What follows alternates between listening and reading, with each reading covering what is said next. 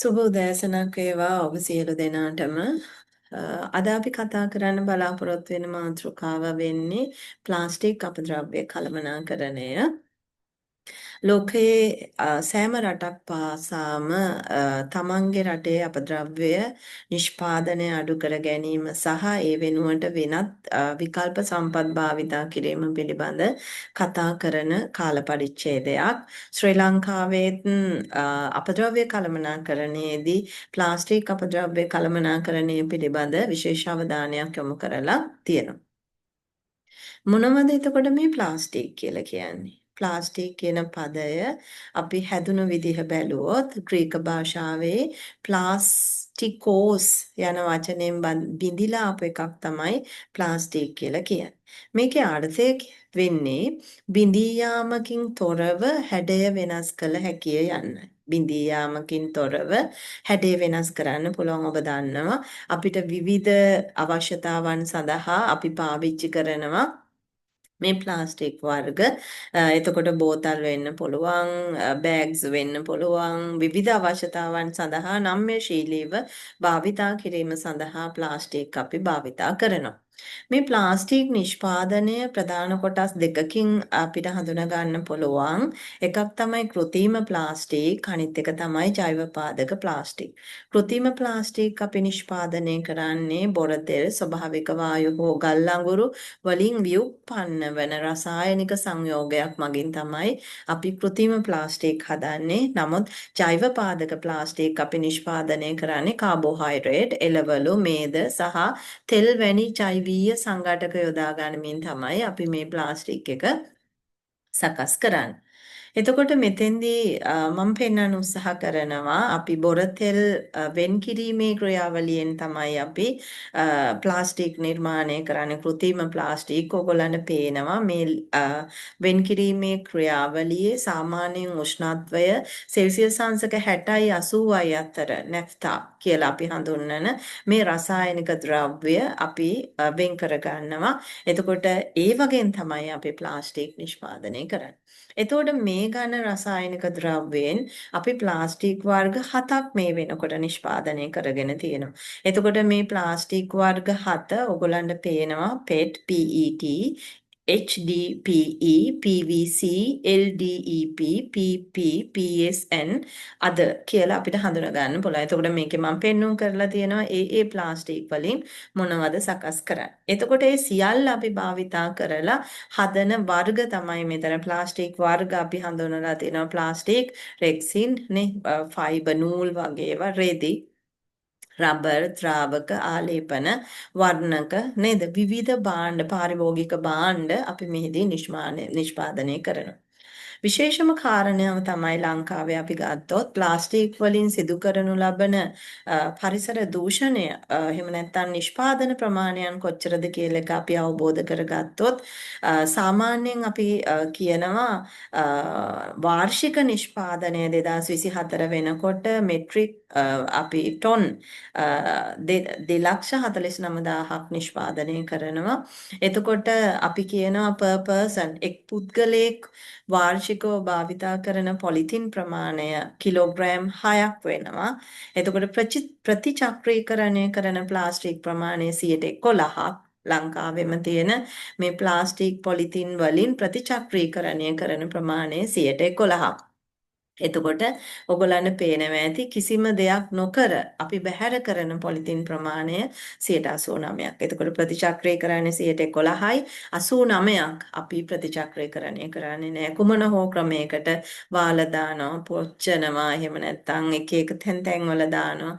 මේ ආදී ක්‍රියාවලීන් සිද්ධ වෙනවා. අනෙක් වැදගත් කාරණය තමයි අපද්‍රව්‍ය සම්බන්ධයෙන් ප්‍රාදේශීය සභා විසින් නිෂ්පාදනය කරන ප්ලාස්ටික් ප්‍රමාණය නාගරික ප්ලාස්ටික් ප්‍රමාණයට වඩා වැඩි වෙලා තියෙනවා. ඔයාලට පෙන්නනවා මෙතන මහනගර සභා, නගර සභා, ප්‍රාදේශීය සභා කියලා 62%කට ආසන්න ප්‍රමාණයක් පොලිතීන් ප්ලාස්ටික් නිෂ්පාදනය කරන්නේ ග්‍රාමීය පරිසරය තුළ. එතකොට මට කියන්න උත්සාහ කරලා තියෙන්නේ අපි අපද්‍රව්‍ය කියලා කිව්වහම මේ ගැටලුවේ ස්වરૂපය ප්ලාස්ටික් වෙන්න පුළුවන්, පොලිතීන් වෙන්න පුළුවන්.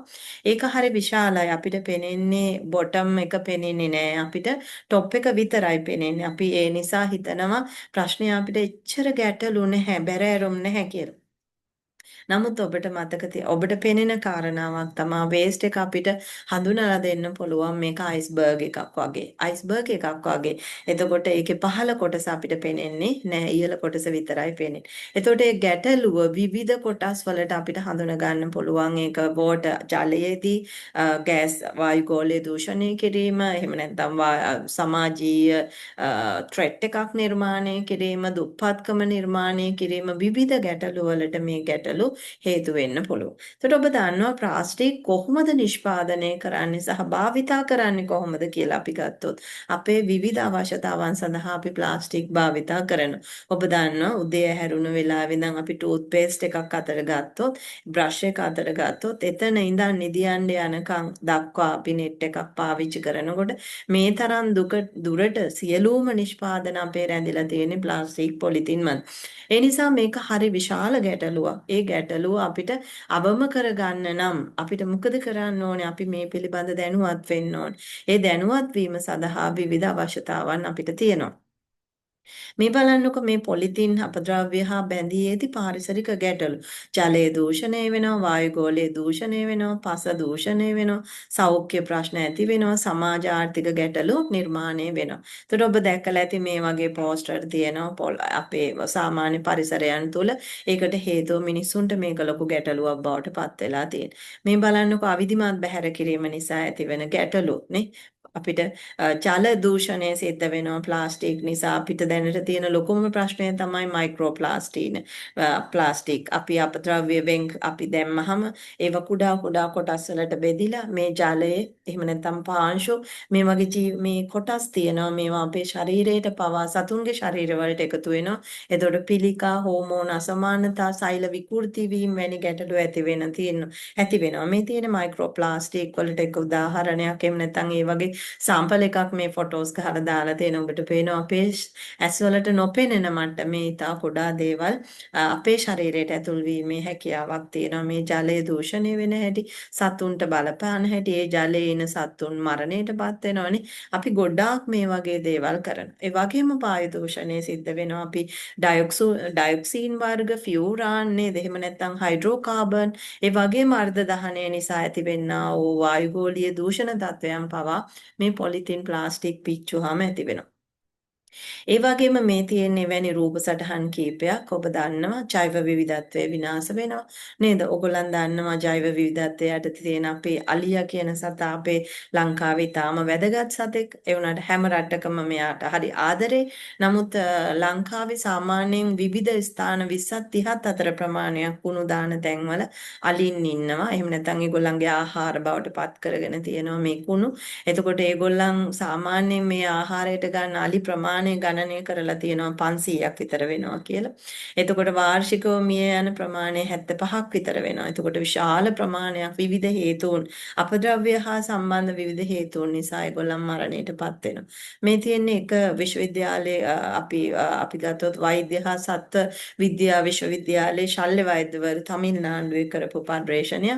ඒකේ පැහැදිලිව පෙන්වුම් කරලා තියෙනවා ඇත්තටම එක කුණු එහෙම නැත්නම් අපද්‍රව්‍ය ආහාරයට ගත්තපු කෙනෙක් සතෙක්ගේ බඩේ කොච්චර ප්‍රමාණයක් මේ කියන අපද්‍රව්‍ය තිබුණාද කිලෝග්‍රෑම් 52කට ආසන්න ප්‍රමාණයක් ඔහුගේ බඩේ තිබිලා තියෙන. ඒතකොට මේක ලොකු ගැටලුවක්. අපිට පුළුවන් නම් ඒක අවම කරගන්න සත්තු ගැන හිතලා පොලිතින් ප්ලාස්ටික් එළියට දාන එක අපිට වළක්වන්න පුළුවන් නම් අපිට මේ පරිසර ගැටලුව විසඳ ගන්න පුළුවන්. ඒ වගේම මේ තියෙන්නේ පාංශු දූෂණය සිද්ධ වෙච්ච ආකාර. ඔයගලන්ට පේනවා සංචාරක ආකර්ෂණවල ඒ ආකර්ශනීයතාවය නැති වෙලා ගිහින් තියෙන සුන්දරත්වය නැති වෙලා තියෙනවා. මේවා ලොකු ගැටලු විදිහට ශ්‍රී ලංකාව තුළ අපිට හඳුනා ගන්න පුළුවන්. එතකොට මේ තියෙන ඉතාමත්ම වැදගත් කාරණාවක් මේ ප්ලාස්ටික් භාවිතය. ප්ලාස්ටික් භාවිතයේදී අපි කියන්නේ මිනිස්සුන්ට ආහාර රඳවන්න පුළුවන් ආහාර ගබඩා කරන්න පුළුවන් ප්ලාස්ටික් වර්ග තියෙනවා අපි කියනවා 1යි 2යි 4යි 5යි තමයි අපිට පාවිච්චි කරන්න පුළුවන් අපි කියපු වර්ග 7ක්.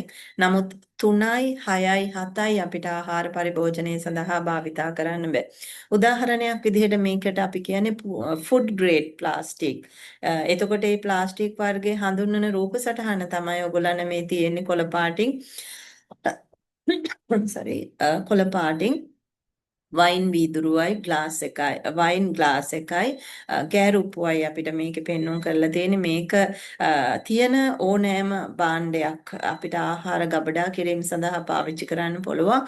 නමුත් ඒක කපලා තියෙනවා නම් කතිරකින් අපිට ඒකෙන් පෙන්වුම් කරන්නේ ඒ ආහාර ගබඩා කිරීමට සුදුසු නෑ කියන කාරණාවයි. ඒ නිසා අපි ආහාර ගබඩා කිරීමට ප්ලාස්ටික් භාණ්ඩ මිලදී ගැනීමේදී අපි මේ ෆුඩ් ග්‍රේඩ් ප්ලාස්ටික් පිළිබඳව වඩා වැදගත් අවධානයක් යොමු කරන්නට ඕන.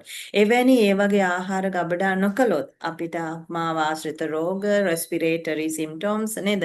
අපිට මේ ශ්වසන පද්ධතිය ආශ්‍රිත ලෙඩ රෝග, ඒ වගේම අපේ කැන්සර් රිස්ක් එක ඇති වෙන්න පුළුවන්. අපිට අර විවිධ අසාත්මිකතා ඇති වෙන්න පුළුවන් මේ තියෙන විවිධ දේවල් වලට ප්ලාස්ටික් එකතු වුනහම අපිට ලෙඩ රෝග විශාල ප්‍රමාණයක් හැදෙන්න පුළුවන්. ඒ නිසා අපි ගොඩාක් පරිස්සම් වෙන්න ඕනේ මේ පොලිතින් ප්ලාස්ටික් භාවිතා කිරීමේදී. එතකොට අද මම ඔයාලත් එක්ක කතා කරන්නේ මෙන්න මේ ටික පමණයි. පොලිතින් ප්ලාස්ටික් භාවිතය අපිට අඩු කරගන්න පුළුවන් නම් ඒක අපිට අනාගත පරපුර සඳහා පරිසරය ආරක්ෂා කරන්න ඒ වගේම පොලිතින් වලින් තොරව පිරිසුදු පරිසරයක් නිර්මාණය කරන්නත් හේතු වෙනවා. බොහොමත්ම ස්තුතියි.